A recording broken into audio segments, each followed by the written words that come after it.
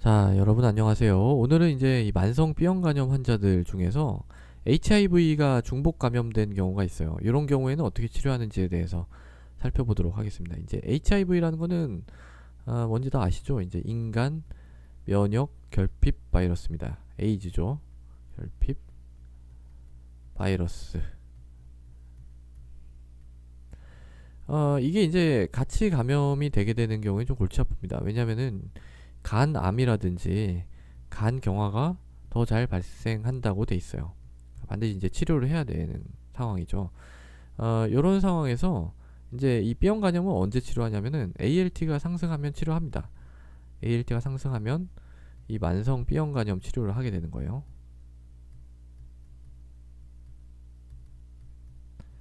근데 이제 두 가지 형태로 치료를 할 수가 있습니다. 첫 번째는요, 이 HIV가 당장 치료할 필요가 없는 경우가 있어요. 당장 치료할 필요가 없는 경우.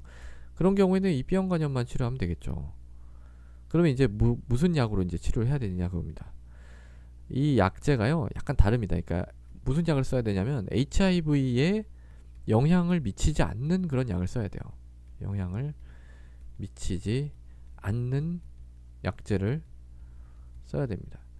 그러니까 지금 이 HIV가 조용하다고 해서 나중에도 계속 조용할 거라는 보장이 없거든요. 그러니까 나중에라도 이 HIV를 치료해야 될 수가 있어요.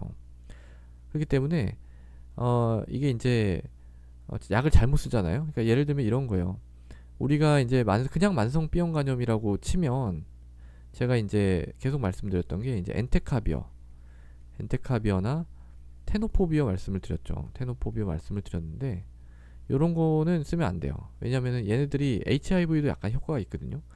그러니까 이제 나중에 HIV를 치료하려고 보면 얘가 이제 이런 약의 내성이 생겨 있는 거예요. 그러니까 HIV에 내성이 발생할 가능성. 그러면 정말 위험해지는 거죠. 이럴 위험 때문에 이런 약을 쓰지 않습니다. 무슨 약을 쓰냐면요.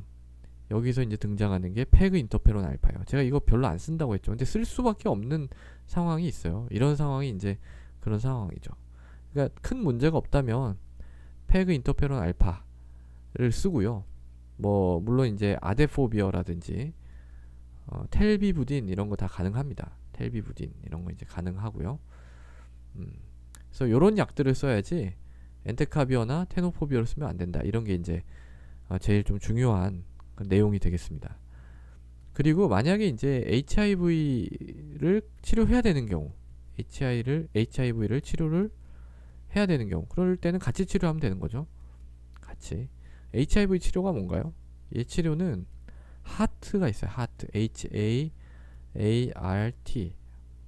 Highly Active Antiretroviral Therapy 해가지고 이제 우리가 보통 그냥 하트라고 부르는데 여기에다가 이제 B형 간염 치료를 같이 섞는 거예요. 뭐 보통 이럴 때 이제 테노포비어 이런 거 조심할 필요가 없죠. 같이 치료하니까 오히려 좋은 거죠. HIV도 같이 좀 치료가 되니까 테노포비어나 테노포비어 플러스 엠트리시타빈이라고 하는 게 있어요. 혹은 이제 그냥 테노포비어, 나미부딘 이런 거 있죠.